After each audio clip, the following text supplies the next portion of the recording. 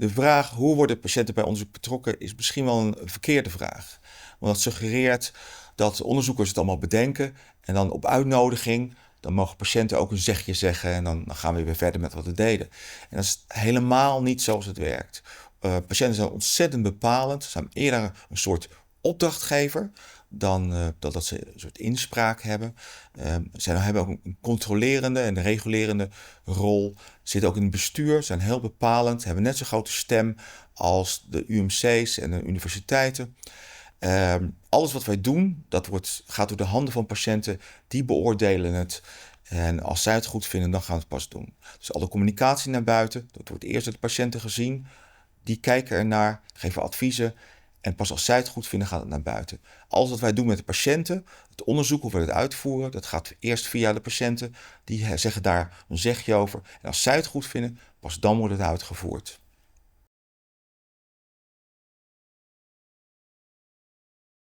Je krijgt de vraag welke rol speelt de psyche binnen het NMCB. Ik begreep de vraag in eerste instantie niet. Ik dacht, wordt hier bedoeld, doen wij psychologisch onderzoek? Als dat de vraag is, dat doen we niet.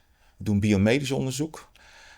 Dat betekent dat wij biologische processen en mechanismen onderzoeken en kijken hoe deze toegepast kunnen worden in medische behandeling.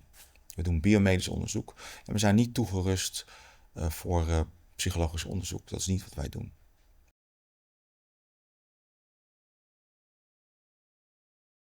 De ernst van ME, ME/CVS, is zowel als persoon, om persoonlijke redenen, maar ook als wetenschapper een enorme stimulans om dit probleem aan te pakken. En dat geldt trouwens voor alle onderzoekers binnen het MCB.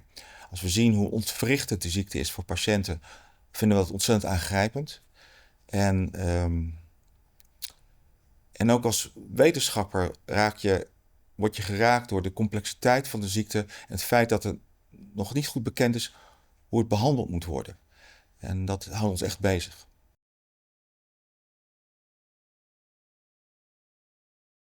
We zijn heel erg blij met de steun van de leden van onze wetenschappelijke adviesraad. Dat zijn internationaal vermaarde onderzoekers op het gebied van MSCVS en grensgebieden. Het biedt ons de mogelijkheid om op schouders te staan. Ze hebben vaak vele jaren meer ervaring met MSCVS-onderzoek dan we in Nederland hebben. Ze worden geconsulteerd, dus we stellen ze vragen over complexe wetenschappelijke kwesties. Het interpreteren van resultaten, het aanvragen van nieuwe projecten waarbij we internationaal samenwerken. En een mooi voorbeeld waarmee we de wetenschappelijke adviesraad gebruiken, zou je kunnen zeggen, is zij hebben veel ervaring bijvoorbeeld met het doen van onderzoek, het met patiënten thuis bezoeken. Dat willen wij ook gaan doen. En de verpleegkundigen uit Engeland, die in de UK MSCVS Biobank zitten, die komen naar Nederland en die trainen onze verpleegkundigen om die thuisbezoeken zorgvuldig en ervaren uit te voeren. Dat is slechts één voorbeeld waarmee we de adviesraad inzetten voor het onderzoek hier.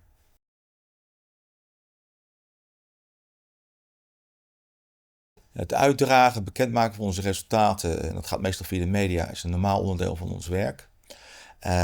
Dat gebeurt redelijk intensief. Ik denk dat over het consortium bijna wekelijks, zeker meerdere malen per maand, informatie naar buiten komt. En wij doen biomedisch onderzoek en die informatie gaat meestal over de biomedische aspecten van MSCVS.